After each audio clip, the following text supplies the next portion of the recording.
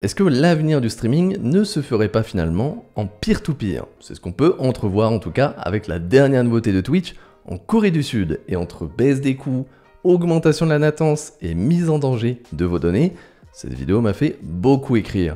Mais c'est pas un problème parce que j'ai pu utiliser l'extension navigateur TextBlaze qui est le sponsor de la vidéo. TextBlaze, c'est tout simplement une extension navigateur gratuite qui permet d'automatiser votre travail. Au lieu d'écrire tout un paragraphe pour répondre à un énième mail, vous pouvez juste taper une courte commande qui va automatiquement saisir un texte que vous avez déjà créé au préalable. Ça permet de vraiment gagner du temps sur des actions qui sont répétitives, que ce soit des mails, de la gestion de services clients ou de l'écriture de vidéos YouTube. Personnellement, je m'en sers aujourd'hui beaucoup pour écrire mes scripts. Par exemple, ma pub OwnPro que je fais dans quasiment toutes mes vidéos, je l'ai ajoutée dans TextBlaze avec comme raccourci /owned. Ce qui fait que quand j'écris ma vidéo et que je veux placer ma pub pour Own, j'ai juste à écrire /own et il va automatiquement ajouter tout mon texte avec la couleur que j'ai choisie. Et vous n'avez vu là vraiment que le pic de l'iceberg. Quand vous commencez à aller plus profond, TextBlaze peut vraiment tout automatiser. Vous pouvez aussi lui faire n'importe quelle combinaison de touches. Par exemple, moi j'ai créé une commande pour répondre automatiquement à mes demandes de partenariat qui ne m'intéressent pas. Et ce qui est cool, c'est qu'à la fin, j'ai dit à TextBlaze de faire le raccourci CTRL-Entrée, ce qui a pour effet sur Gmail d'envoyer le mail. Donc j'ai juste à répondre /non et mon mail sera envoyé automatiquement en 1 seconde. Et en plus, tout ce que je vous ai montré là, c'est gratuit.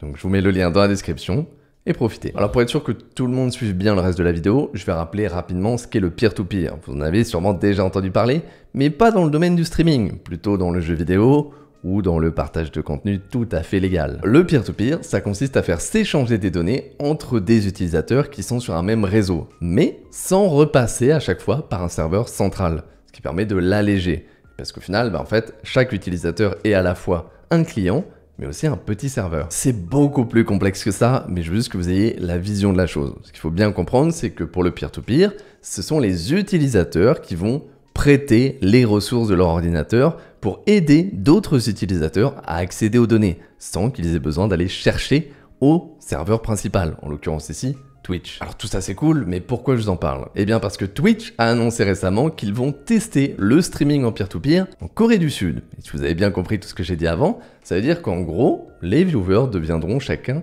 de petits serveurs et pourront s'aider mutuellement pour accéder au stream. En gros, un viewer sera connecté au serveur de Twitch et récupérera les données du serveur de Twitch, et ensuite, lui il va regarder le stream et il va le partager à d'autres utilisateurs en utilisant les ressources de son ordinateur. Et après voilà, ça fait une grande chaîne comme ça, mais ce qui fait qu'au final, au lieu de dépenser 2 fois les ressources pour partager le stream à 2 personnes, le serveur de Twitch utilisera qu'une seule fois les ressources. Donc ça va être divisé par 2. Alors évidemment, je fais d'énormes résumés, et moi-même, je ne comprends pas très bien cette technologie, mais je pense pas que je dois être si loin de la réalité. Si quelqu'un est vraiment calé dans le sujet, n'hésitez pas à écrire en commentaire pour nous dire ce qui va, ce qui ne va pas, et qu'on essaye de tous comprendre ensemble. J'épinglerai le commentaire. Maintenant, il y a plusieurs questions que vous allez me poser. Déjà, pourquoi Twitch veut se mettre d'un coup à faire ça? Et surtout, pourquoi que en Corée du Sud? Parce que sur le papier, ça a l'air d'être un système magique qui permet de diminuer la charge des serveurs. Oui, c'est vrai, mais ça a un coût, et même des coûts. Mais avant de parler de ça, voyons pourquoi Twitch lance cette expérimentation et pourquoi en Corée. Et là, en fait, la réponse est beaucoup plus simple que ce à quoi je m'attendais.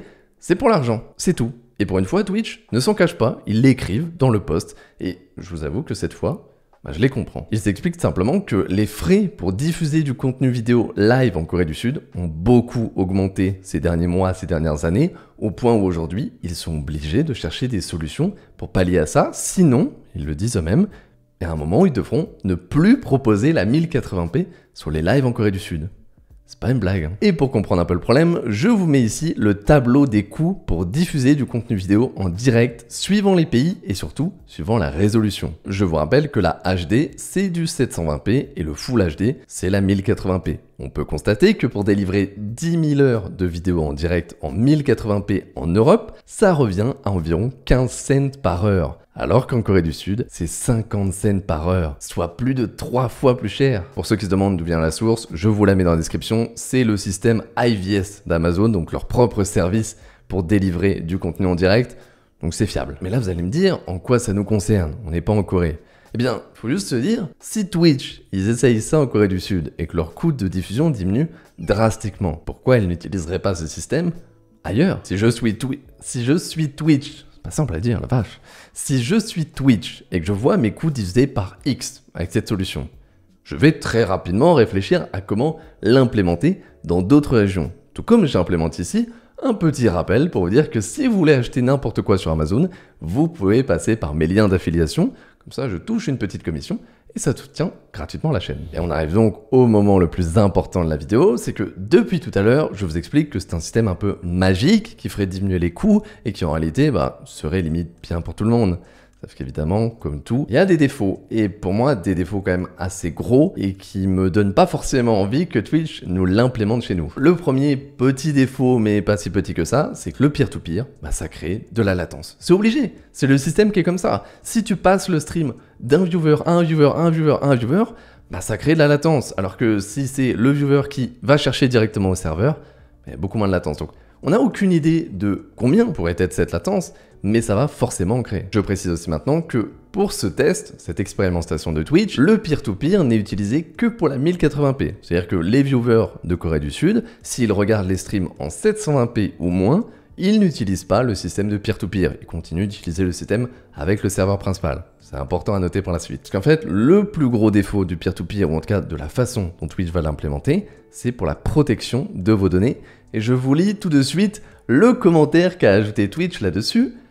Pour créer une connexion peer-to-peer, il est nécessaire que Twitch rende accessible l'adresse IP entre chaque utilisateur.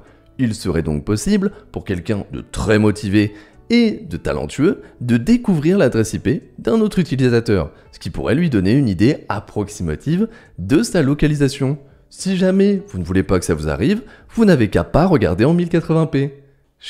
Bon, moi je troll un petit peu, c'est normal, c'est Twitch, on aime ça. En réalité, moi, le partage des IP, j'en ai rien à foutre. Je m'en fous complètement. J'ai depuis longtemps abandonné l'idée de garder mes informations secrètes et quelqu'un de motivé et talentueux, comme ils disent, arrivera toujours à trouver l'IP de quelqu'un d'autre, à moins que tu te protèges à fond, mais personne ne se protège. Donc moi, ce point, je m'en fiche un petit peu. Je pense que tout le monde va pas s'en fiche. Parce qu'en fait, j'imagine mal comment ce système peut arriver comme il est en Europe. Parce que ici, en fait, on a un bouclier magique qui traîne dans les airs et qui s'appelle la CNIL, la Commission nationale de l'informatique et des libertés. En fait, c'est juste elle qui fait en sorte que vos informations personnelles restent un minimum personnelles. Et en réalité, ils font plutôt bien leur travail. Et autant, on a plein de systèmes peer-to-peer qui fonctionnent en Europe sans problème. Par exemple, beaucoup de jeux vidéo aujourd'hui. Et le dernier en date, c'est le jeu vidéo de combat Multiversus qui fonctionne en peer-to-peer. Donc, il n'y a aucun souci quand c'est deux utilisateurs qui partagent leurs données entre eux. Mais si on parle d'un système de centaines de milliers de personnes qui partagent leur IP entre elles, voilà, ça commence à poser des soucis parce que le gars talentueux dont on parle depuis tout à l'heure, c'est pas une IP qui va récupérer. En dehors de cette problématique, honnêtement, j'ai hâte de voir ce que ça va donner. Bon, je ne vais pas vraiment le voir en action parce que je ne suis pas en Corée du Sud.